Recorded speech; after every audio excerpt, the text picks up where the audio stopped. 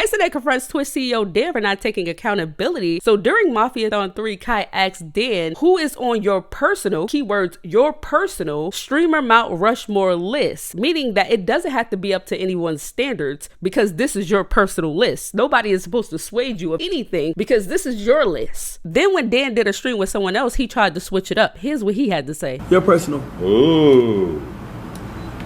Mount Your opinion. Rushmore of streamers. So now, because you have to go back in time, right? Okay. So obviously Kai's there, right? And if you're going to Mount Rushmore of streamers, obviously I think Ninja has to be there, right?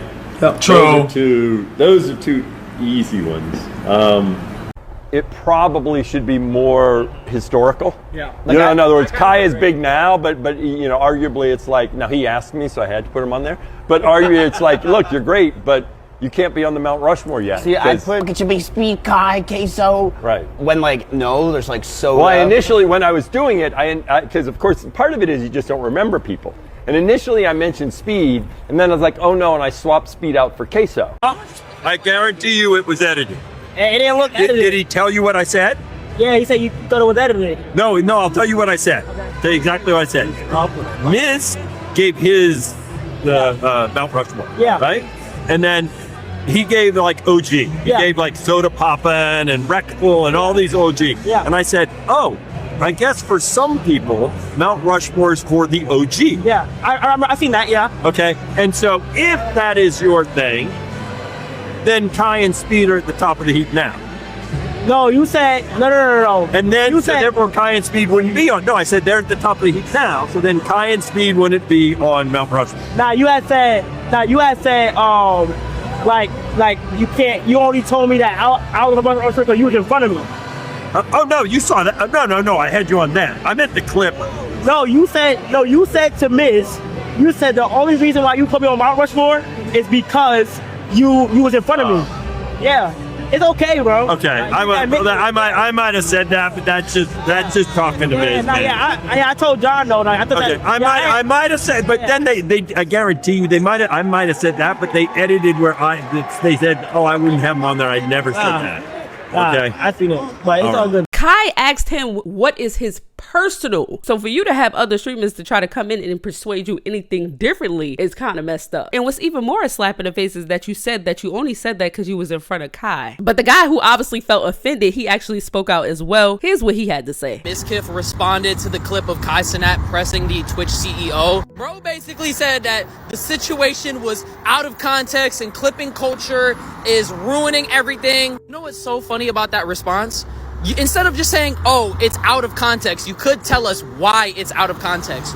What context could possibly be missing from this situation, Mizkif? Because to me, it seems pretty cut and dry. Like, bro, while he was on the Mafiathon 3, he told him his Mount Rushmore, put Kai and Speed on there. The moment that he was on Mizkif's stream, he's like, oh, nah, I only said that because he was in my face. And then you named a completely different other one. Like, bro, Cenat is the most followed Twitch streamer ever. He broke a record of 1 million subs, redefined what it meant to be a streamer, brought a completely new audience to Twitch, and he's not on the Mount Rushmore?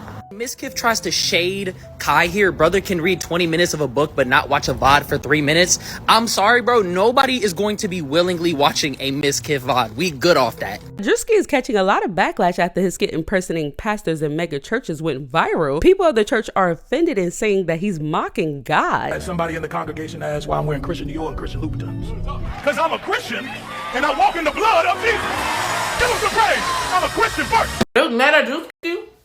I must not be on that side of the internet. Everybody else was laughing at that shit. I ain't on that side of the internet. Why is they mad? They say, let me guess. He mocking Jesus. He was mocking the church. He was mocking Jesus. That's why they mad. Oh, brother. I remember they was trying to cancel me when I said God birth stank because it was hot outside. The face you cool. Granny used to tell me when it was raining, God was crying. When it was thundering, God was bowling.